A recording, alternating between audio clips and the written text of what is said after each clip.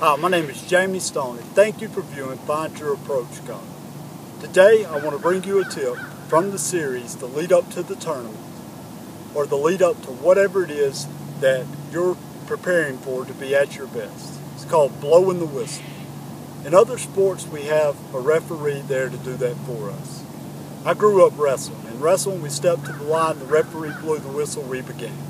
In football, somebody blows the whistle, the referee, you kick it off, you begin. Basketball, they throw it up, you begin. In golf, you've been granted that control. That dictates a lot more in our head. We have a lot more room for our thoughts to be bogged down to delay blowing the whistle. So, in other sports, there's a play clock. We need to give ourselves a play clock since we've been granted that control.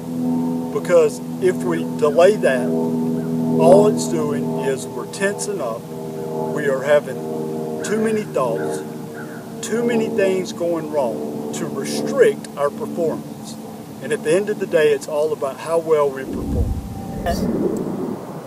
We get up to the ball, and we're getting ready to hit.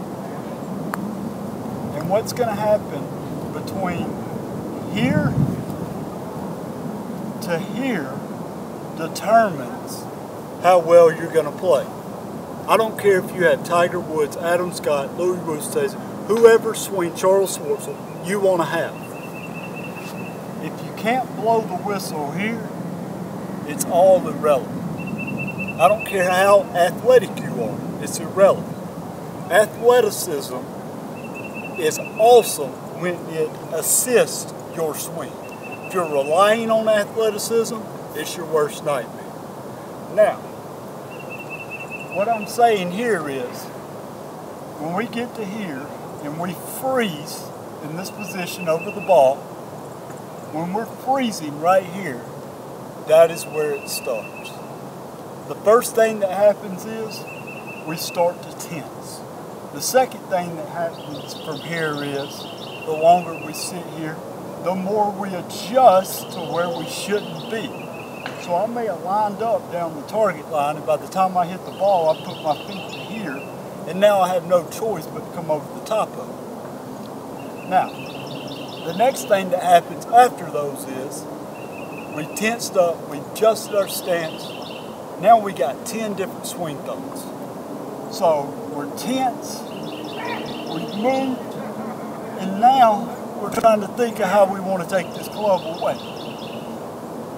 All of that leads to restricting, doubt, and uncertainty as far as what I'm going to do. So, having that trigger and being effective is by far the number one thing to make the merry-go go round. My trigger is a little bit of forward press, turn, and go.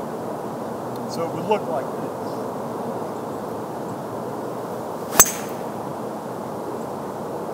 Now,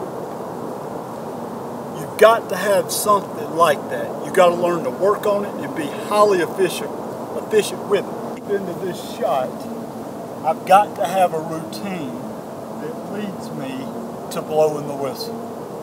So I'm here, target, go. So let's make sure we blow the whistle correctly. Let's make sure we give ourselves a clock. Let's make sure we focus on probably the most critical aspect of performing. If you can't blow the whistle, you can't perform. So remember, we have to be able to blow the whistle. We have to have a trigger in our swing.